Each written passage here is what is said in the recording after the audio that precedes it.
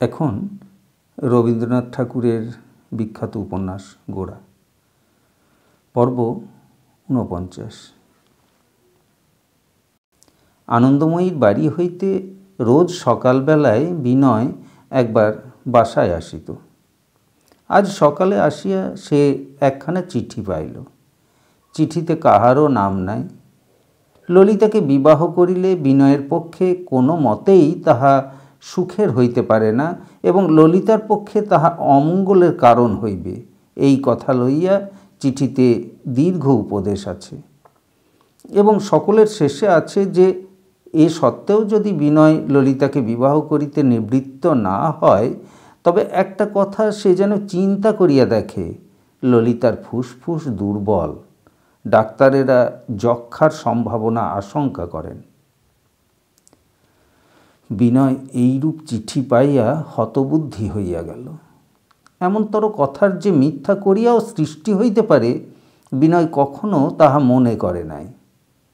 কারণ সমাজের বাধায় ললিতার সঙ্গে বিনয়ের বিবাহ যে কোনো ক্রমে সম্ভব হইতে পারে না, ইহা তো কাহারও কাছে অগোচর নাই। এই জন্যই তো ললিতার প্রতি তাহার হৃদয়ের অনুরাগকে এতদিন সে অপরাধ বলিয়াই গণ্য করিয়া আসিতেছিল।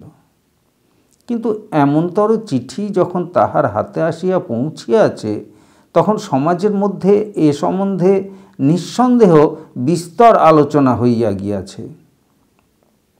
ইহাতে সমাজের লোকের কাছে ললিতা যে কিরূপ অপমানিত হইতেছে তাহা চিন্তা করিয়া তাহার মন অত্যন্ত ক্ষুব্ধ হইয়া উঠিল। তাহার নামের সঙ্গে ললিতার নাম জড়িত হইয়া প্রকাশ্যভাবে লোকের মুখে সঞ্চরণ করিতেছে, ইহাতে সে অত্যন্ত লজ্জিত ও সংকুচিত হইয়া উঠিল। তাহার কেবলই মনে হইতে লাগিল তাহার সঙ্গে পরিচয়কে ললিতা অভিশাপ ও ধিক্কার দিতেছে। মনে হইতে লাগিল তাহার দৃষ্টি মাত্রও ললিতা আর কোনো দিন সহ্য করিতে পারিবে না। হায় রে মানব হৃদয়! এই অত্যন্ত ধিক্কারের মধ্যেও বিনয়ের চিত্তের মধ্যে একটি নিবিড় গভীর সূক্ষ্ম ও তীব্র আনন্দ এক প্রান্ত হইতে আর এক প্রান্তে সঞ্চরণ করিতেছিল।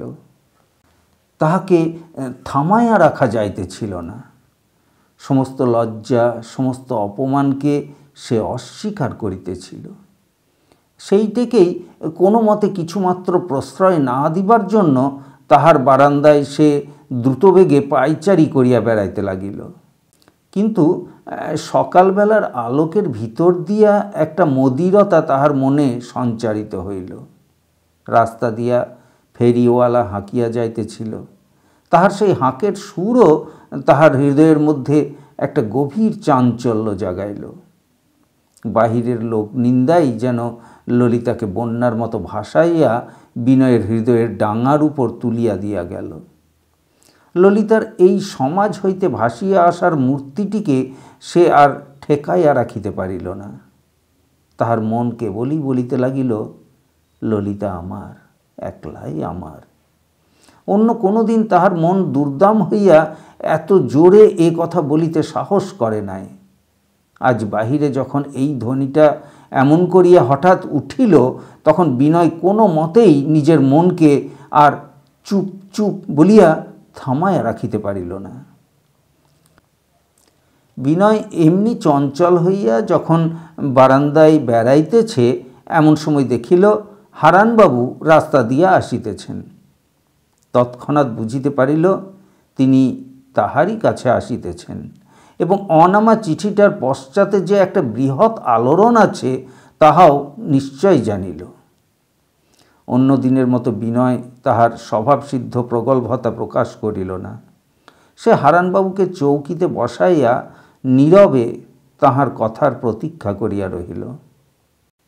হারানবাবু কহিলেন, বিনয়বাবু, আপনি তো হিন্দু?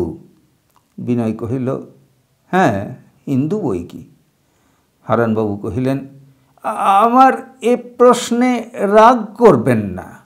অনেক সময় আমরা চারিদিকের অবস্থা বিবেচনা না করে অন্ধ হয়ে চলি, তাতে সংসারে দুঃখের সৃষ্টি করে। এমন স্থলে আমরা কি, আমাদের সীমা কোথায়, আমাদের আচরণের ফল কত দূর পর্যন্ত পৌঁছয়, এ সমস্ত প্রশ্ন যদি কেউ উত্থাপন করে তবে তো অপ্রিয় হলেও তাকে বন্ধু বলে মনে জানবেন।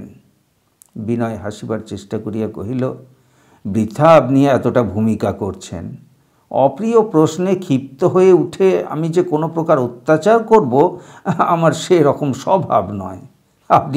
আপনি নিরাপদে আমাকে সকল প্রকার প্রশ্ন করতে পারেন। হারানবাবু কহিলেন, আমি আপনার প্রতি ইচ্ছাকৃত কোনো অপরাধের দোষারোপ করতে চাই নে, কিন্তু বিবেচনার ত্রুটির ফল বিষময় হয়ে উঠতে পারে, এ কথা আপনাকে বলা বাহুল্য। বিনয় মনে মনে বিরক্ত হইয়া উঠিয়া কহিল, যা বাহুল্য তা নাই বললেন, আসল কথাটা বলুন। হারানবাবু কহিলেন, আপনি যখন হিন্দু সমাজে আছেন এবং সমাজ ছাড়াও যখন আপনার পক্ষে অসম্ভব, তখন পরেশবাবুর পরিবারে কি আপনার এমনভাবে গতিবিধি করা উচিত যাতে সমাজে তার মেয়েদের সম্বন্ধে কোনো কথা উঠতে পারে? বিনয় গম্ভীর হইয়া কিছুক্ষণ নীরবে থাকিয়া কহিল, দেখুন পানুবাবু, সমাজের লোক কিসের থেকে কোন কথার সৃষ্টি করবে সেটা অনেকটা তাদের স্বভাবের উপর নির্ভর করে।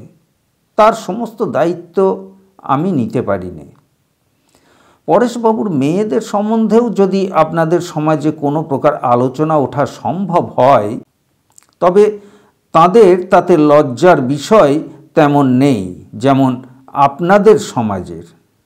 হারানবাবু কহিলেন, কোনো কুমারীকে তার মায়ের সঙ্গ পরিত্যাগ করে যদি বাইরের পুরুষের সঙ্গে একলা এক জাহাজে ভ্রমণ করতে প্রশ্রয় দেওয়া হয়, তবে সে সম্বন্ধে কোন সমাজের আলোচনা করবার অধিকার নেই জিজ্ঞাসা করি? বিনয় কহিল, বাইরের ঘটনাকে ভিতরের অপরাধের সঙ্গে আপনারাও যদি এক আসন দান করেন, তবে হিন্দু সমাজ ত্যাগ করে আপনাদের ব্রাহ্ম সমাজে আসবার কি দরকার ছিল?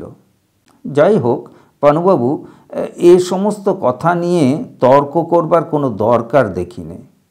আমার পক্ষে কর্তব্য কি সে আমি চিন্তা করে স্থির করব। আপনি এ সম্বন্ধে আমাকে কোনো সাহায্য করতে পারবেন না। হারানবাবু কহিলেন, আমি আপনাকে বেশি কিছু বলতে চাই নে। আমার কেবল শেষ বলবার কথাটি এই, আপনাকে এখন দূরে থাকতে হবে, নইলে অত্যন্ত অন্যায় হবে। আপনারা পরেশবাবুর পরিবারের মধ্যে প্রবেশ করে কেবল একটা অশান্তির সৃষ্টি করে তুলেছেন। তাদের মধ্যে কি অনিষ্ট বিস্তার করেছেন তা আপনারা জানেন না। হারানবাবু চলিয়া গেলে বিনয়ের মনের মধ্যে একটা বেদনা শূলের মতো বিঁধিতে লাগিল। সরল হৃদয় উদার চিত্ত পরেশবাবু কত সমাদরের সহিত তাহাদের দুইজনকে তাহার ঘরের মধ্যে ডাকিয়া লইয়াছিলেন। বিনয় হয়তো না বুঝিয়া এই ব্রাহ্ম পরিবারের মধ্যে আপন অধিকারের সীমা পদে পদে লঙ্ঘন করিতেছিল। তবু তাহার স্নেহ ও শ্রদ্ধা হইতে সে একদিনও বঞ্চিত হয় নাই। এই পরিবারের মধ্যে বিনয়ের প্রকৃতি এমন একটি গভীরতর আশ্রয় লাভ করিয়াছে যেমনটি সে আর কোথাও পায় নাই। উহাদের সঙ্গে পরিচয়ের পর বিনয় যেন নিজের একটি বিশেষ সত্তাকে উপলব্ধি করিয়াছে। এই যে এত আদর, এত আনন্দ, এমন আশ্রয় যেখানে পাইয়াছে, সেই পরিবারে বিনয়ের স্মৃতি চিরদিন কাঁটার মতো বিঁধিয়া থাকিবে। পরেশবাবুর মেয়েদের উপর সে একটা অপমানের কালিমা আনিয়া দিল। ললিতার সমস্ত ভবিষ্যৎ জীবনের উপরে সে এত বড় একটা লাঞ্ছনা আঁকিয়া দিল। ইহার কি প্রতিকার হইতে পারে? হায় রে হায়, সমাজ বলিয়া জিনিসটা সত্যের মধ্যে কত বড় একটা বিরোধ জাগাইয়া তুলিয়াছে। ললিতার সঙ্গে বিনয়ের মিলনের কোনো সত্য বাধা নাই। ললিতার সুখ ও মঙ্গলের জন্য বিনয় নিজের সমস্ত জীবন উৎসর্গ করিয়া দিতে কিরূপ প্রস্তুত আছে তাহা সেই দেবতাই জানেন, যিনি উভয়ের অন্তর্যামী। তিনি তো বিনয়কে প্রেমের আকর্ষণে ললিতার এত নিকটে আনিয়া দিয়াছেন, তাহার শাশ্বত ধর্মবিধিতে তো কোথাও বাধে নাই। তবে ব্রাহ্ম সমাজের যে দেবতাকে পানুবাবুর মতো লোকে পূজা করেন, তিনি কি আর একজন কেহ? তিনি কি মানবচিত্তের অন্তরতর বিধাতা নন? ললিতার সঙ্গে তাহার মিলনের মাঝখানে যদি কোনো নিষেধ করাল দন্ত মেলিয়া দাঁড়াইয়া থাকে, যদি সে কেবল সমাজকেই মানে আর সর্বমানবের প্রভুর দোহাই না মানে, তবে তাহাই কি পাপ নিষেধ নহে? কিন্তু হায়, এই নিষেধ হয়তো ললিতার কাছেও বলবান।